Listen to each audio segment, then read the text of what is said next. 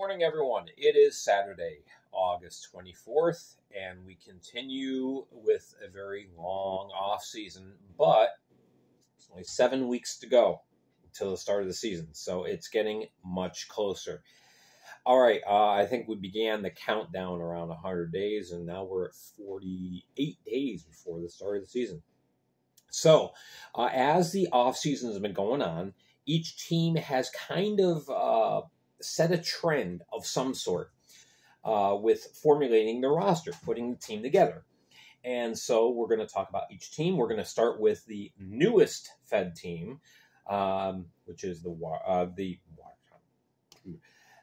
Moccasins, the Monroe Moccasins, the Water Moccasins is what I was thinking, I think. Anyway, the oldest team, the last team on the list, that's the Watertown Wolves. So we're going in order of age of franchise, basically. All right. For the Monroe Moccasins, they have a decided Swedish flavor. And now 8 Swedes signed to the roster. 7 of them have been signed within the last 2 weeks. So it's a very interesting trend. It kind of harkens back to the old World Hockey Association days where there weren't a lot of Europeans in the NHL. The WHA comes up and a whole bunch of Swedes come in, play for this Winnipeg Jets team, which ended up being wildly successful. So I think maybe that might be the impetus for this this plan as far as formulating the roster. But hey, that's all right. So yeah, 8 Swedes. You have Jesper Eriksson, you have Samhall Gustafsson, you have Hugo Koch, who was obtained in a trade, of course. Kai Koivuniemi, I love that name. Helmer Oskarsson, William Strombeck, sorry. Matthias Tellstrom, he was one of the first to arrive in Monroe of the Swedes. You also have in goal Marcus Ekholm Rosen. So, yeah, a decided Swedish flavor.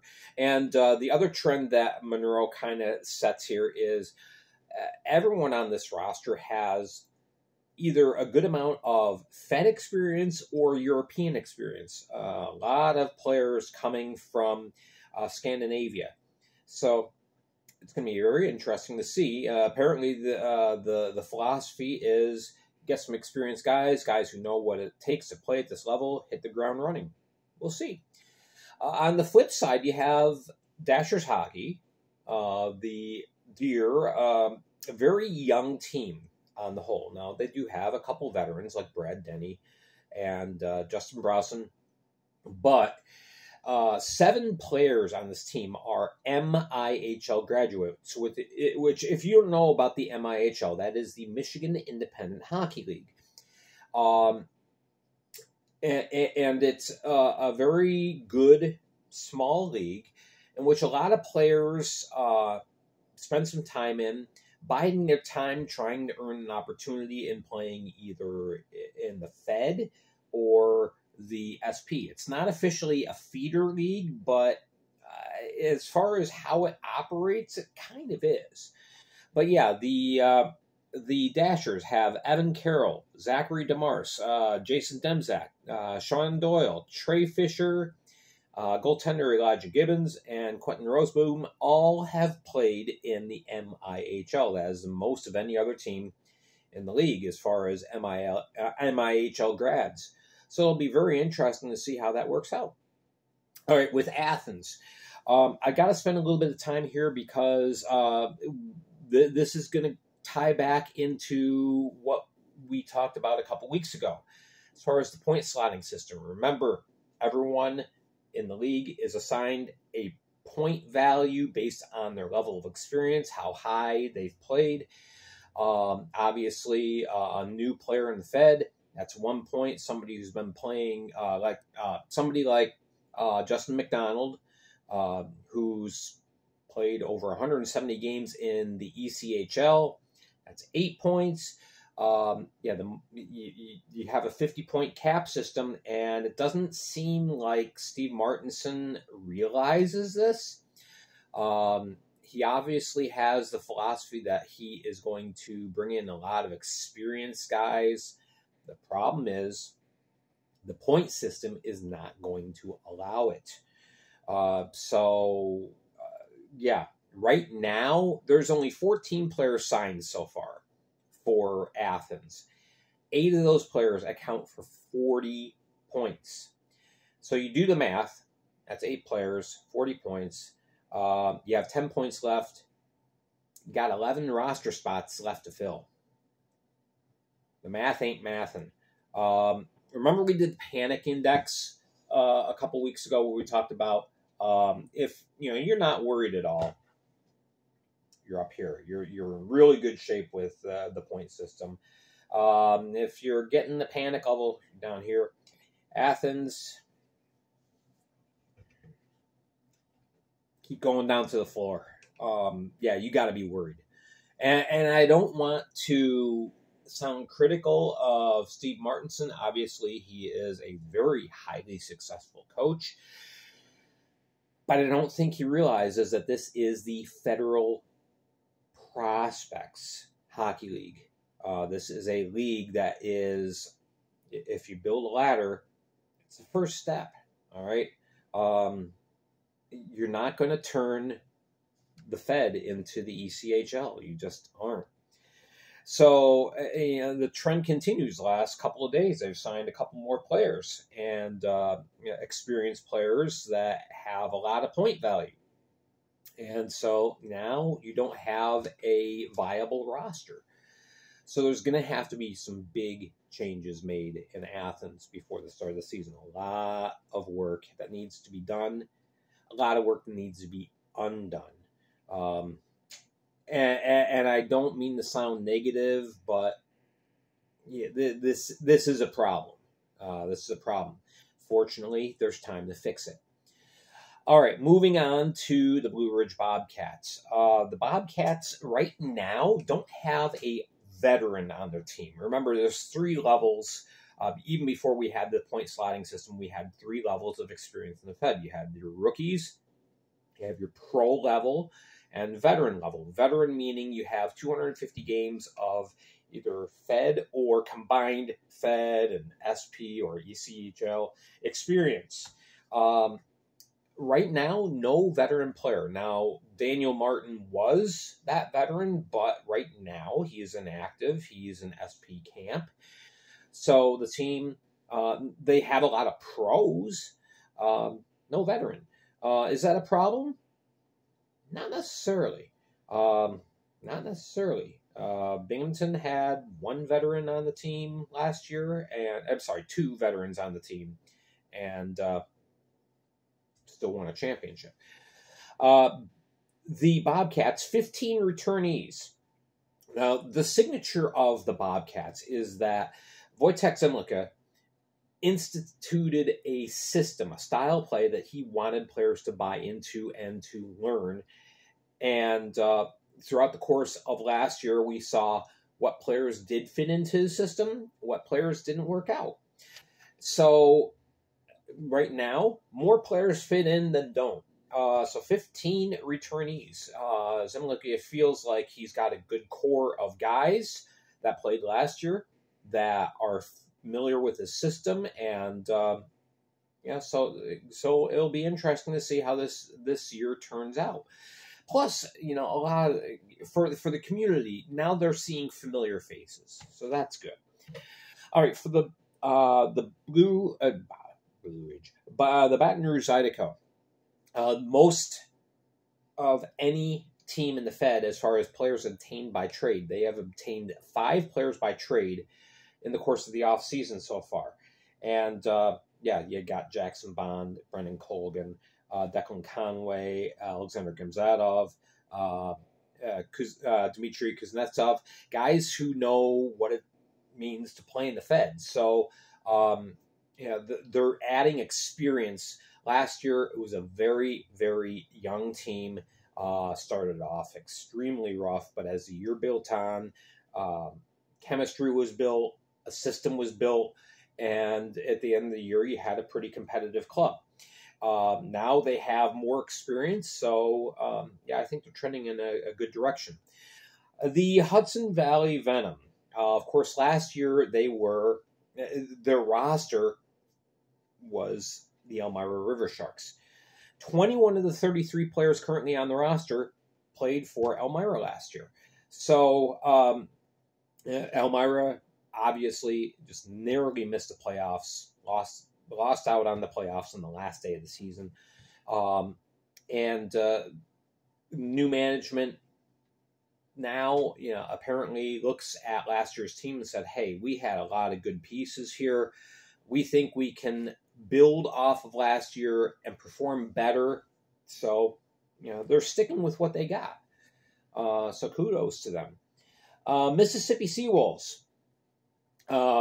In the past, they relied on a core group of guys. The story of the Seawolves the first 2 years was a lot of players that maybe they meshed well together as far as personalities, but it just on ice it just didn't translate. On paper, this team really should have been better than it was, than their final record indicated. So they're making some changes. They recognized, okay, what we've done hasn't worked the way it's supposed to. So let's get some playoff success. Let's formulate the best team possible. So, yeah, 8 of the 22 players on the roster right now are rookies. They're not as dependent on their old core, so to speak. They're looking into some new guys. So that is the trend in Mississippi. All right, got to change boards here. All right, next we have the Motor City Rockers. All right, 6 goalies on the roster. So, yeah, obviously the big news, one of the first pieces of big news in the offseason was Trevor Babin announcing he's heading to the ECHL. It was basically a farewell to Motor City and to the Fed. So, yeah, it looks like they want to make sure that they have his replacement. Now, Ricardo Gonzalez is there. I would think that right now he would probably be the number one. But obviously, Coach Gordy Brown wants to make sure Gonzalez earns that spot. So, yeah, 6 goalies. That's going to be quite a competition in the crease when camp starts. For the Binghamton Black Bears, they bucked a trend.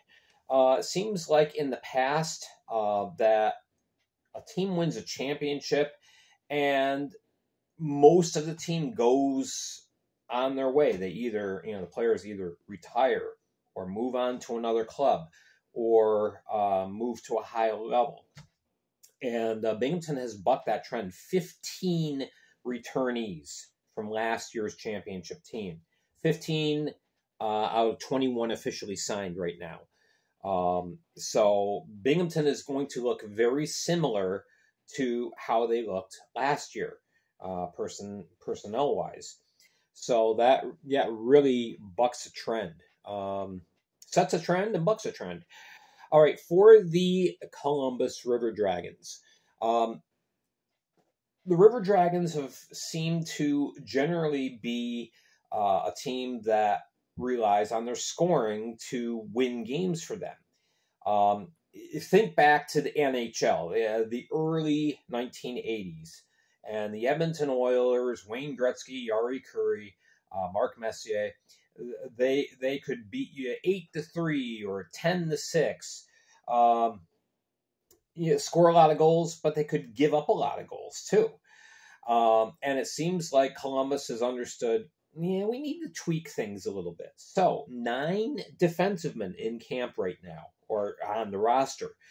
That seems to be a little bit of a change in philosophy, recognizing, hey, we got some scorers. We're going to score goals, but we got to shore things up on the defensive end. The last 3 championship teams have proved defense wins games. I know it's not as exciting, but you don't have the big 6-5 games, but In the end, if you keep the puck out of your net and put a few into the opponent's net, you're going to win games. And it seems like more teams are starting to realize that. All right, Danbury. Now, Danbury continues a very interesting trend. They always seem to get the best players, the best quality players on the blue line. And then they build out from there. Well, plus having Johnny Ruiz helps too. Helps a lot. But Danbury, yeah, they always seem to find their core defensive guys early. And then it's like, okay, we got that shored up. Now let's work on our forwards, find out who's going to be in goal. But the defense has always been the hallmark of the Danbury hat tricks. It's been that way since the very first season. So yeah, right now only 7 blue liners on their roster. And I don't think you're going to see many more added. I think they're going to focus on, let's sign some forwards. Let's make sure our goaltenders are signed. Of course, they have 2 very infamous signings right now.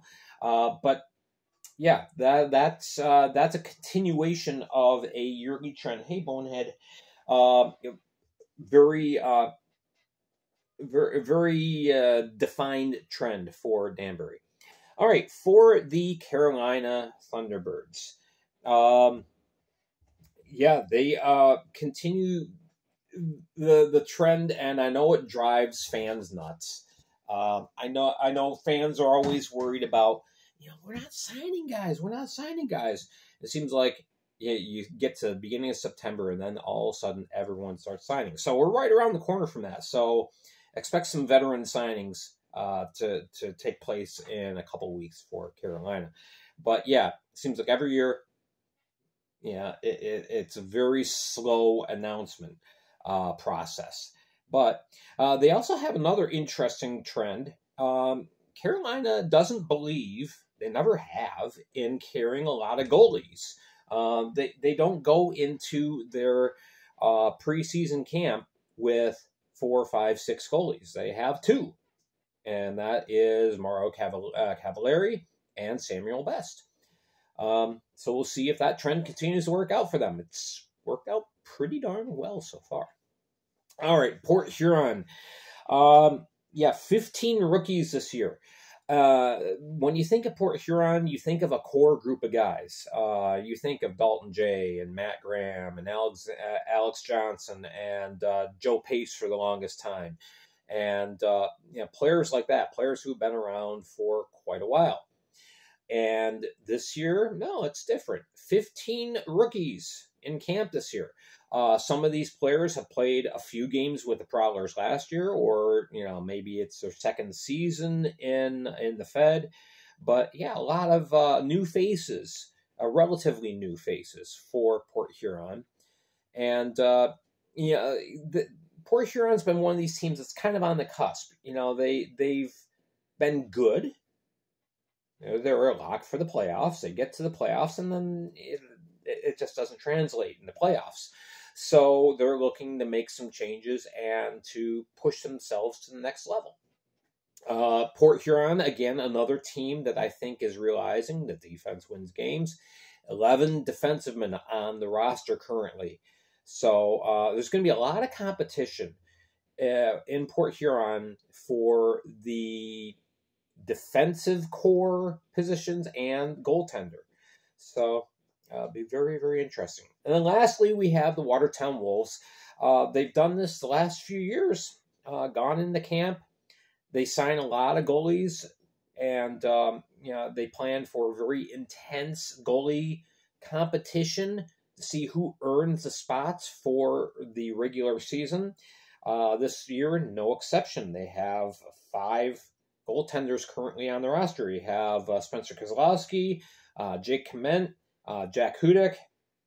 You got Anton Borodkin, and the other kid, Nicolau, that signed, I guess, about 3 weeks ago now. So, yeah, they have quite the competition once again in the crease. It seems like they're pretty much settled on their forwards and their defensemen, but the real competition in camp is going to be who gets to earn time in that blue crease. So we will see. Very, very interesting trends again once that continues. So yeah, the competition is really gonna be geared up for forwards as well. A lot of forwards in camp, and and that's pretty much typical of most teams. But still, yeah, it's going to be a very, very intense late September, early October, I think, in Watertown this year. All right, so there you go. There are all the teams, a trend that each has set. Tomorrow, we're going to talk about the 2021 to 22 season of the Fed. It was a pivotal year for a lot of reasons. And really one of the most important years in Fed history. So we're going to break down the year and see what it looks like. All right, I want to thank you so much for watching, for tuning in. Make sure you're hitting like and subscribe. Leave a comment down below. Are you on board with these trends? Are you worried about these trends? Do you think that your favorite team maybe should go in a different direction than it has, or do you like where it's going? Let me know down below in the comments. All right. I am Gary Ryan for the Fed League Flash. Thank you again so much for watching, for your support, and we'll see you tomorrow.